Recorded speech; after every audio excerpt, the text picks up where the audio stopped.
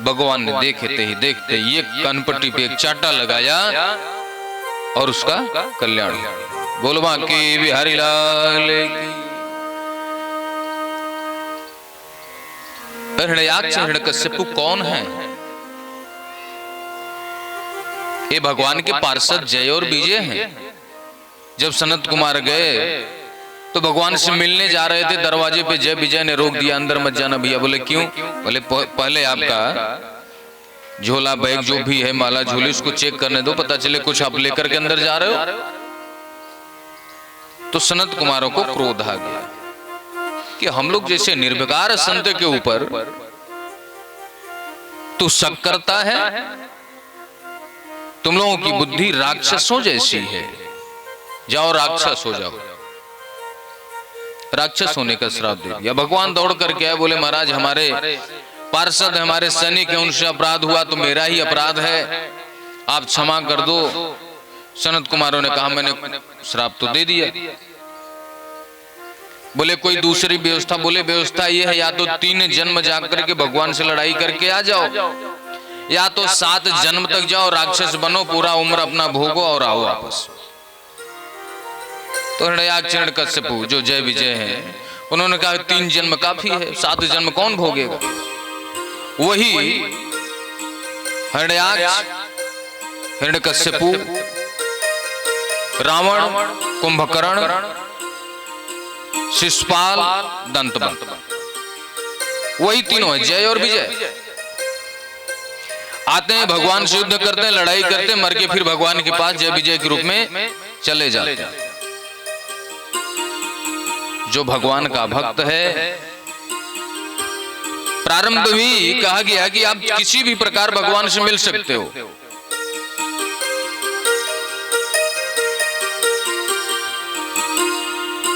ऐसा नहीं कि आप पकवान मेवा लेकर के जाओ तो ही भगवान मिलेंगे। किसी भी प्रकार मिल सकते हैं। देवहूति माता का विवाह कर्दम ऋषि के साथ हुआ। कर्दम ऋषि की 9 पुत्रियां हुई जो महर्षियों के साथ विवाह किया गया उनका। पहले तो विवाह के लिए तैयार नहीं थे, तैयार हुए तो इस शर्त पे कि देवी एक लड़का होगा, इसके बाद में वन में चला जाऊंगा।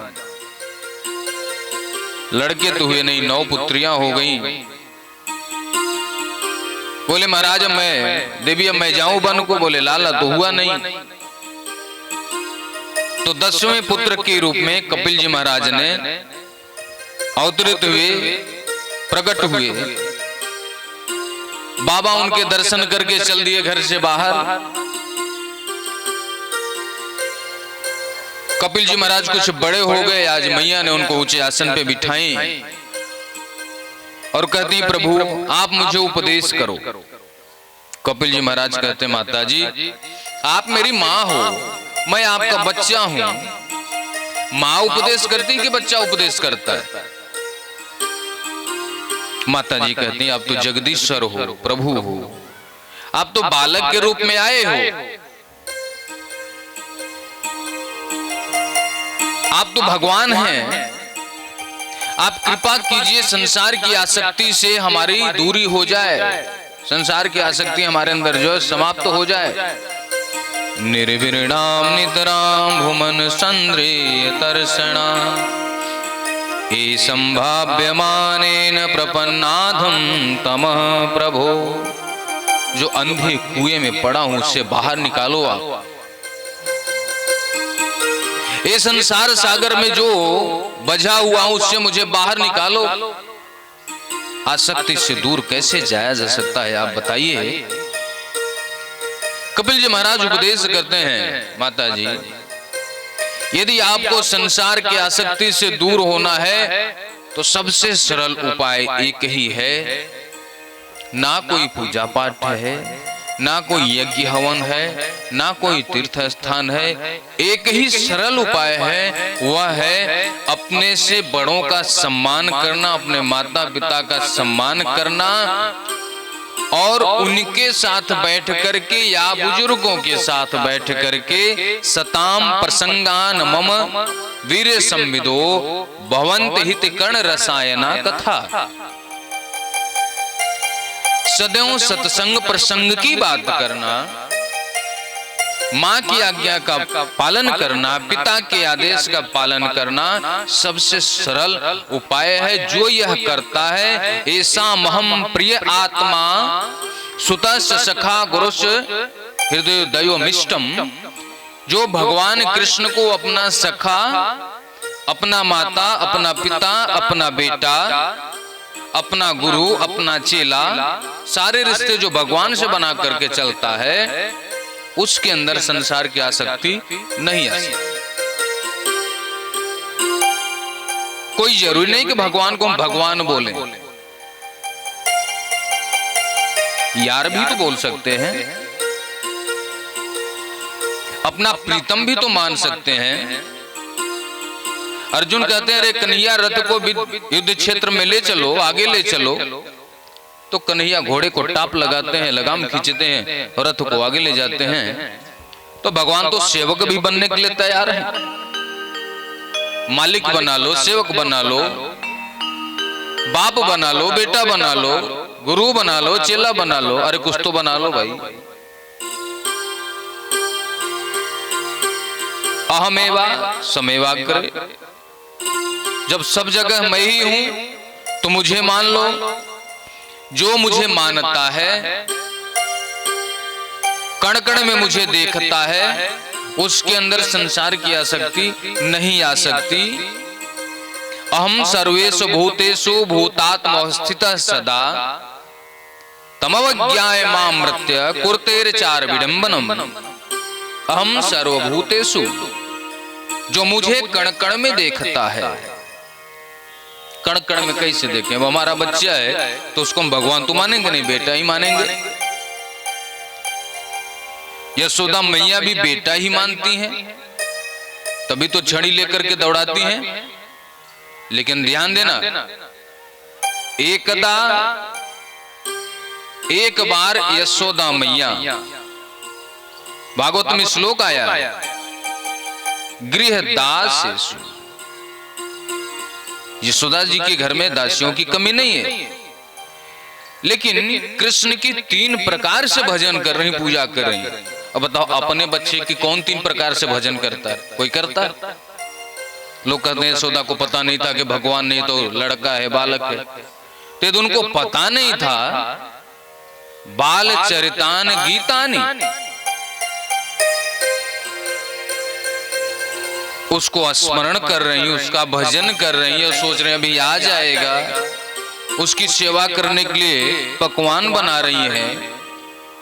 मनसा वाचा कर्मणा, तीनों प्रकार से सेवा कर रही हैं। तो यशोदा जी को पता है कि ये बालक रूप में तो आए हैं, लेकिन ये भगवान है। पता है उनको, यशोदा कोई साधारण स्त्री थोड़ी है कि उनको पता न रहे भगवान नहीं, पता है उनको।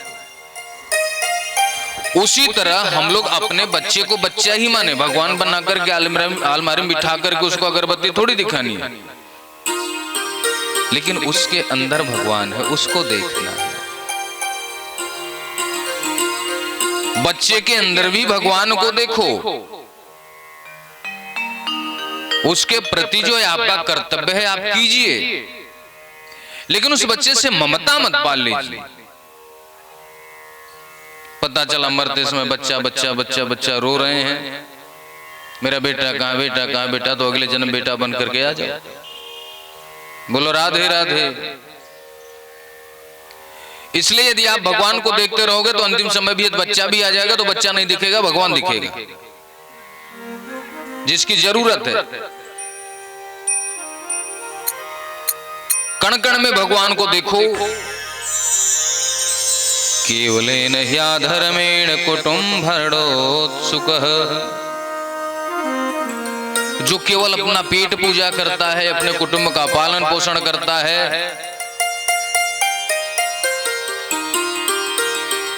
पूजा पाठ नहीं करता, माँ बाप का अनादर करता है, धर्म के अनुसार नहीं चलता, वह व्यक्ति नरक को जाता है। जीव जीवन भर कष्ट उठाता है। तो माता जी ने कही प्रभु चलो जीव जीवन में कष्ट उठाता है, लेकिन जो बेटा, जो जीव गर्भस्थ में जो शिशु पलता है, जो जीवात्मा पड़ा रहता है, उसको तो बड़ा सुख होता होगा, वहां तो कोई दुख वाली बात नहीं है। गर्भ में तो कोई दुख नहीं होता होगा जीव को। कपिल जी महाराज कहते हैं माता जी यही मत पूछो कि गर्भ में कितना दुख होता है। एक जन्म लेते समय और एक मरते समय कितना दर्द होता है, इसका कोई वर्णन नहीं कर सकता। जन्मत मरण दुसह दुख हुई, अपार दुख होता है। उस समय बच्चे की भी मौत होती है, बच्चा बेहोश हो जाता है। और जो माँ बच्चे को जन्म देती है, उस माँ की भी एक बार मौत होती है। अथाह पीड़ा होती है, अथाह दर्द होता है उसको, जिसका वर्णन नहीं किया जा सकता। इसके बाद बच्चा जन्म लेता है, जीवन में तो कष्ट उठाता ही उठाता है। जब गर्भ में जीव रहता है, कभी कभी बच्चा पेट में लात मारता है, इधर उधर हो हिला डुला, थोड़ा सा पैर से किधर लग गया पेट में, तो माताएं बड़ी प्रसन्न होते हैं कि बच्चा बड़ा हो रहा है। वो बड़ा नहीं हो रहा है। कुछ लोग कहते हैं कि 4-5 महीने के बाद बच्चे के अंदर जीव का आगमन होता है, उस शरीर के अंदर आत्मा का आगमन होता है। ऐसा नहीं है। अरे बेटी है, चलो इसको मरवा दो, भ्रूण हत्या करवा दो। ऐसे हत्यारों का शकल देखना भी दोष माना गया है, जो भ्रूण हत्या करवाता है। बेटा बेटी बराबर है। और हम सोचते हैं कि 4-5 महीने बाद, अरे अभी तो 3 महीने का, अभी तो मरवा दो इसको, अभी क्या गया है, अभी इसमें आत्मा थोड़ी है।